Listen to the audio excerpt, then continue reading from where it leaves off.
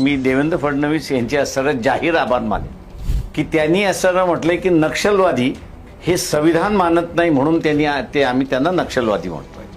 मी पुन्हा त्यांचे जाहीर आभार मानतो की त्यांनी आम्हाला असणारं खाद्य दिलं असं मी त्या ठिकाणी मानतोय. 1947 साली RSSनी लेखी ठराव कुठंच नाहीये, त्यांची लिहिण्याची पद्धत नाहीये, कारण का ते सगळेजण अशिक्षित आहेत असं मी त्या ठिकाणी मानतोय.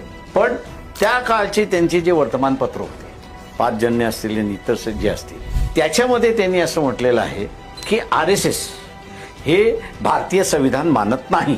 तेव्हा आता त्याच वर्तमानपत्राला आधार घेत आम्ही असणाऱ्या देवेंद्र फडणवीस यांना विचारतो की त्यांना तुम्ही नक्षलवादी म्हणत असाल तर तुम्ही नक्षलवादी आहात की नाही याचा खुलासा करा.